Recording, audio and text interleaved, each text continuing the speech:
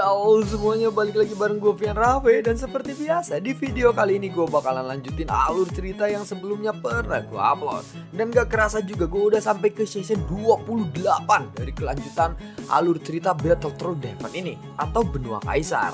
Tanpa banyak basa-basi, yuk kita langsung cek this out aja alur ceritanya.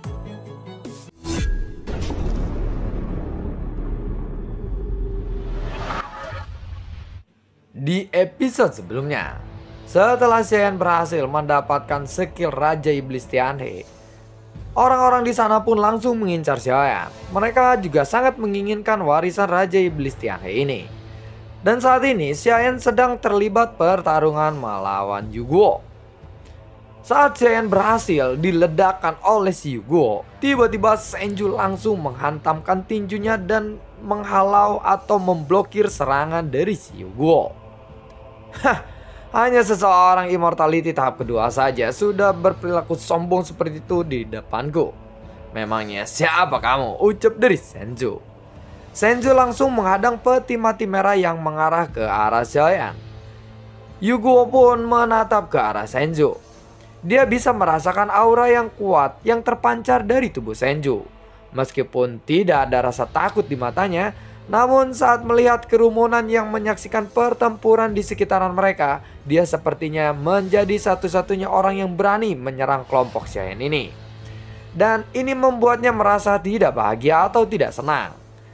Jika aku berhasil membunuhnya, kalian semua tidak akan pernah mendapatkan bagian, ucap dari Yu Guo. Dan semua orang pun saling memandang setelah mendengar kata-kata Yu Guo ini. Setelah itu, ada satu sosok yang tiba-tiba muncul. Dia juga merupakan langkah ketiga immortality. Lawanmu adalah aku, ucap dari seseorang yang baru saja muncul. Dia berkata seperti itu kepada Senju. Dia ini adalah seseorang wanita yang maskulin. Dan wanita ini sebelumnya juga sudah kita bahas. Senju lalu mengangkat kepalanya untuk melihat wanita itu. Setelah dia berbicara, wanita ini bergerak menuju ke arah Senju. Ada cahaya yang menyala di tangannya, dan dia sedang memegang sebuah belati di tangan kanannya dan sebuah perisai di tangan kirinya. Momentum yang kuat pun langsung meledak dari tubuhnya, dan Senju tidak punya pilihan lain selain melawannya. Sedangkan Senju juga tidak pernah merasa khawatir sedikit pun kepada Xian. Daripada mengkhawatirkan Xian, dia mungkin akan mengkhawatirkan dirinya sendiri. Dia harus mencari cara bagaimana caranya agar dia bisa menghadapi wanita yang ada di depannya ini. Yu Guo langsung menatap ke arah Xian lagi yang sebelumnya telah diledakkan oleh Yu Guo. Sepertinya kamu kurang beruntung. Kamu hanya memiliki seseorang petarung immortality langkah ketiga saja yang saat ini membantumu. Dan dia sekarang tidak bisa melindungimu lagi, ucap dari Yu Guo. Namun Xian masih tampak tenang saat mendengar kata-kata itu. Sepertinya memang tidak ada sedikit pun rasa takut di diri Xian saat ini. Xian sepertinya tidak mempedulikan kata-kata Yu Guo. Yu Guo pun tidak ragu-ragu. Dia segera memukulkan peti mati merah itu lagi kepada Xian. Dan dia masih menggunakan gerakan yang sama seperti sebelumnya. Karena dia merasa tidak harus membutuhkan teknik yang rumit untuk bisa membunuh Xian ini. Tatapan mata Xian pun langsung melebar dengan sangat cepat.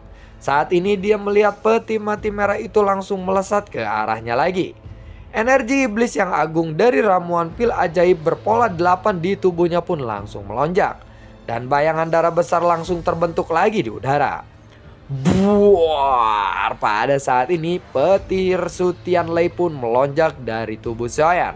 Saat kekuatan Xian ini sudah meningkat, kekuatan Sutian Lei pun ikut meningkat. Dalam sekejap, kekuatan fisik Xian meningkat secara drastis. Dan bayangan merah milik Xian juga tiba-tiba memadat.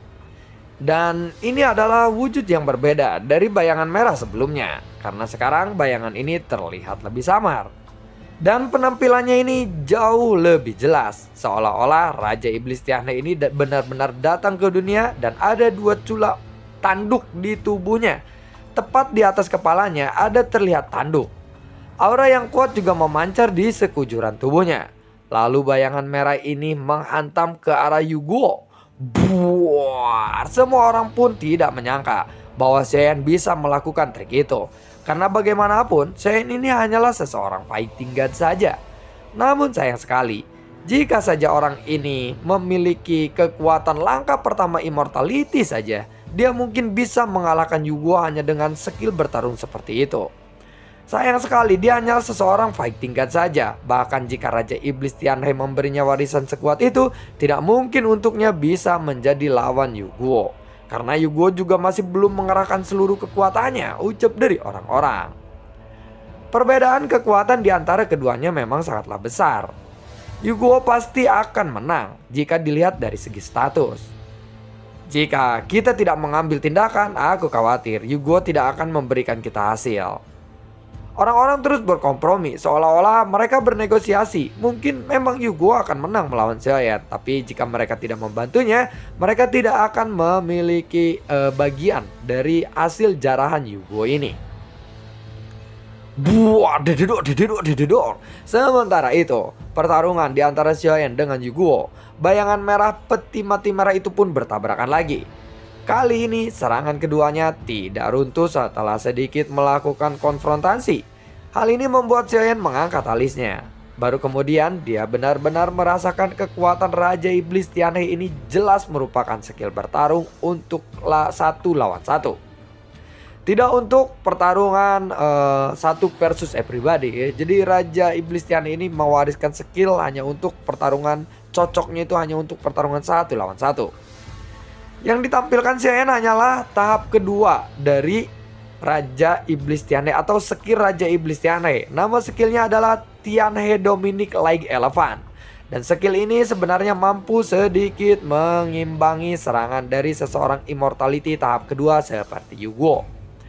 Jadi Saiyan telah menggunakan tahap kedua dari skill Tianhe Dominic Like Elephant. Setelah beberapa saat, kekuatan immortality Yugo pun langsung melonjak lagi. Dan kekuatan peti mati merah itu pun segera meningkat pesat. Sekali lagi, peti mati itu bisa mengalahkan bayangan yang telah dipadatkan oleh Saiyan sebelumnya. Alias ini adalah level kedua dari skill Raja Iblis Tianhe Dominic Like Elephant. Lihatlah, kamu hanyalah seseorang fighting god. Seseorang fighting god tetaplah fighting god. Mana mungkin kamu bisa bersaing denganku? Matilah kau, ucap dari Yugo.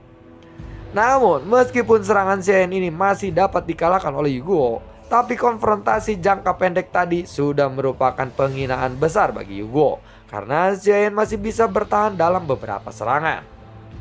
Dan Yugo pun tidak ingin membuang waktunya lagi dengan Saiyan. Dia ingin segera membunuh Saiyan secara langsung. Dan saat ini banyak sosok di sekitarnya yang sudah siap bergerak. Dan sepertinya mereka ingin mengambil tindakan sebelum Yugo bisa mengalahkan Saiyan. Mereka berharap akan mendapatkan bagian saat Yugo berhasil mengalahkan Saiyan ini. Melihat situasi ini, Saiyan pun langsung mengkerutkan keningnya. Siapapun yang berani melangkah ke area pertarungannya pasti akan mati, ucap dari sebuah suara. Tepat ketika beberapa sosok itu hendak mengambil tindakan dan melangkah ke depan, mereka melihat ada sosok yang datang ke arah mereka. Suara itu terdengar sangat jelas dan aura yang cukup kuat menyelimuti orang itu. Orang itu sangatlah mendominasi dan sepertinya dia akan ikut menyerang.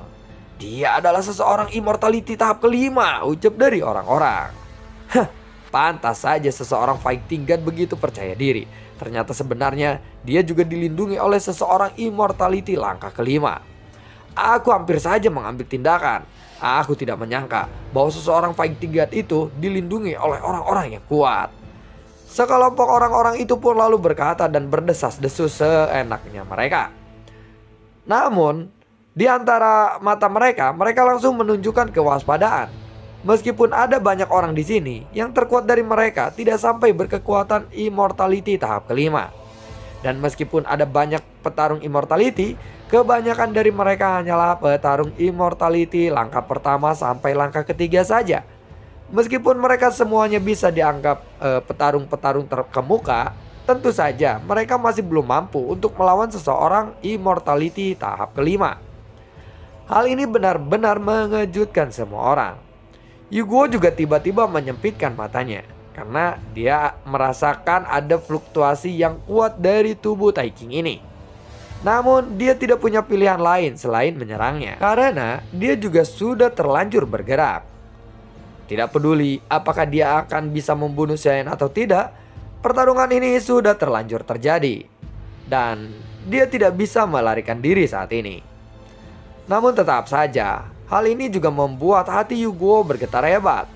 Kilatan cahaya merah disertai suara dentuman dari suara ultrasonik tiba-tiba menerpa ke arah Xiaoyan. Hati semua orang pun langsung menegang. Mereka menebak apa yang dipikirkan oleh Yugo saat ini. Mereka semua mengira bahwa petarung Immortality tahap kelima ini akan segera menyerangnya. Namun, Taiking sama sekali tidak berniat membantu Xiaoyan saat ini. Dan saat ini Xiaoyan hanya melangkah maju sambil berinisiatif untuk bergegas menuju ke arah peti mati merah yang selalu menderu ke arahnya. Kemudian, di bawah tatapan semua orang, dia mengangkat lengannya dan kelima jarinya tiba-tiba menenggang. Xiaoyan langsung mengarahkan tinjunya ini ke arah peti mati merah yang selalu menderu ke arahnya.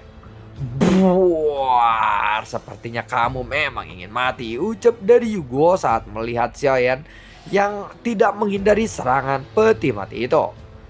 Bahkan Xiaoyan mengambil langkah maju untuk mengguncangkan serangan Yugo secara langsung. Meskipun serangan Yugo ini tidak terlalu kuat, bagaimanapun juga serangan ini mengandung kekuatan Immortality. Jadi Yugo pun berpikir bahwa dengan kekuatan Xiaoyan saat ini, Yugo pasti akan bisa menghancurkan Xiaoyan hanya dengan satu serangan terlemahnya saja. Di bawah tatapan semua orang, ada suara ledakan yang menderu. Namun, apa yang terlihat saat ini tidak seperti yang dibayangkan oleh semua orang. Karena tinju Xiaoyan ini bisa membuat peti mati merah itu pun bergetar hebat. Dan terdengar suara retakan tulang. Dan seluruh peti mati itu pun meledak dalam sekejap. Yugo pun langsung tertegun. Senyuman jahat di wajahnya tiba-tiba menghilang. Bagaimana mungkin itu bisa terjadi? Ucap dari Yugo saat menghadapi atau memandangi peti mati merahnya yang hancur. Dia sama sekali tidak percaya bahwa seseorang Fighting God bisa menghancurkan peti mati merahnya.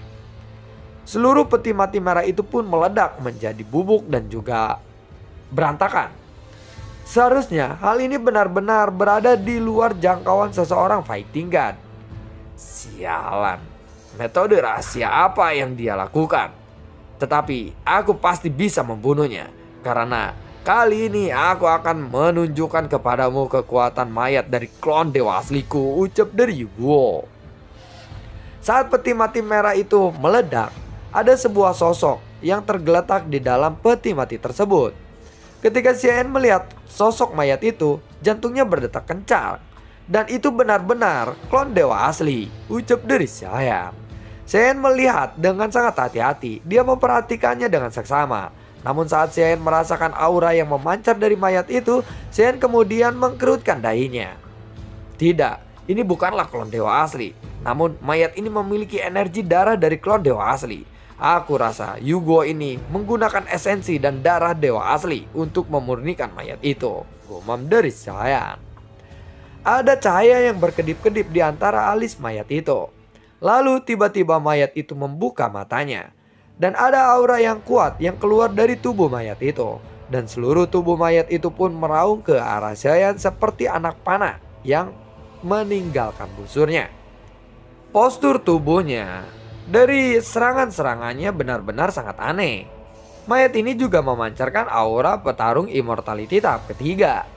Dan dia tidak hanya memiliki kekuatan itu saja, tetapi sepertinya kekuatan fisiknya juga sangatlah menakutkan. Dengan esensi darah dari dewa asli, mungkin ya dia dapat mencapai tubuh Immortality yang legendaris sama seperti Xiaoyan.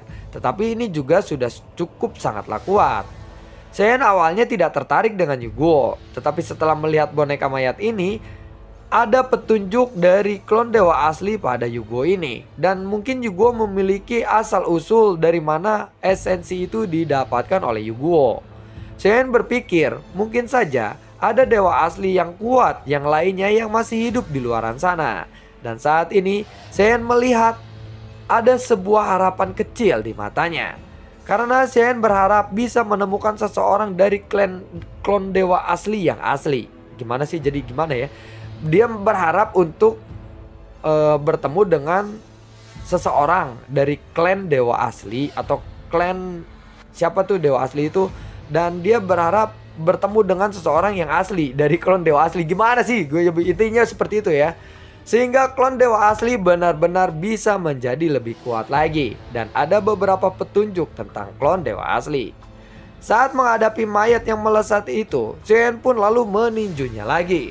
Buar. Sosok Xian tetap tidak bergerak dan dia masih di tempatnya.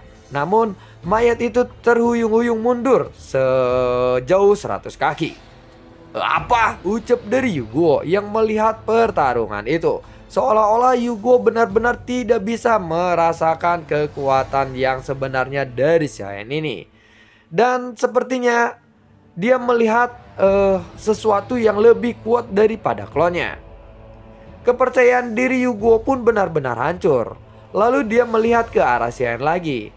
Kemudian dia langsung menatap ke arah Taiking yang masih berdiri di samping Xian. Taiking ini sama sekali tidak membantu Xian. Dengan ekspresi menyedihkan di wajahnya, dia segera memindahkan mayat tersebut. Dan Yugo mencoba untuk melarikan diri saja dari sana. Yugo sekarang mengerti bahwa Xian ini adalah seseorang petarung yang sangat kuat. Dia hanya berpura-pura saja menjadi lemah. Buktinya seseorang petarung langkah kelima dari Immortality saja tidak membantunya.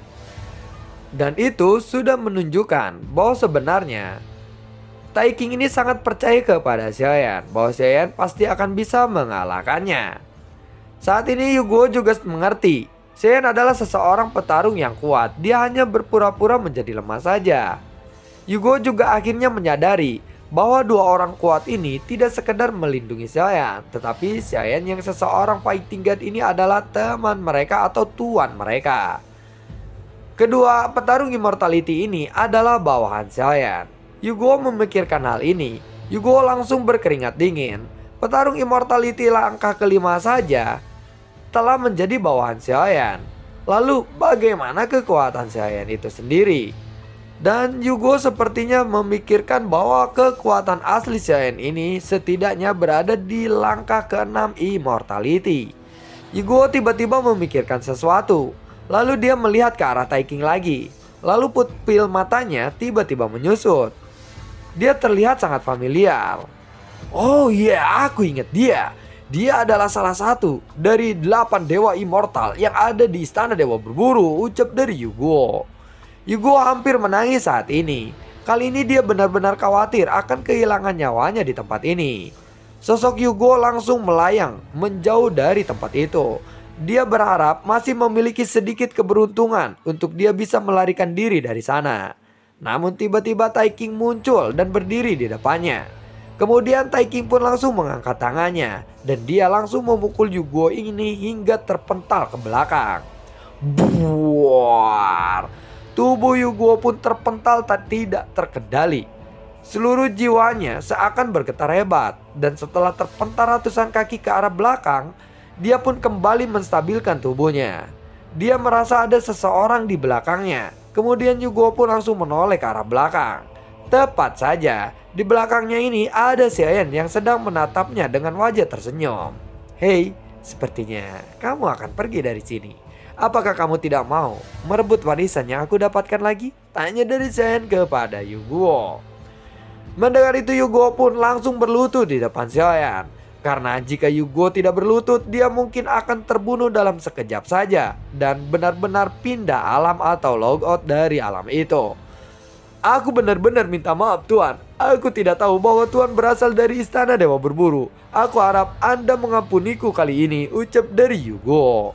Yugo mengira bahwa Xian ini adalah pemimpin istana dari Istana Dewa Berburu. Karena dia hafal dengan si Taiking ini yang merupakan salah satu dari 8 dewa dari Istana Dewa Berburu. Makanya dia merasa ketakutan saat ini. Dan lalu bagaimanakah kelanjutan ceritanya? Nantikan video gue berikutnya dan semoga sehat selalu untuk kalian. Gue juga tidak lupa untuk selalu ucapin terima kasih banyak untuk kalian semua yang sudah mensupport channel ini lewat link Saweria di bawah kolom deskripsi. Dan gue juga selalu ucapin terima kasih banyak untuk kalian semua yang sudah mendukung channel ini dari dulu hingga saat ini. Sampai ketemu lagi di video gue berikutnya. Assalamualaikum dan sampai jumpa. Dadah.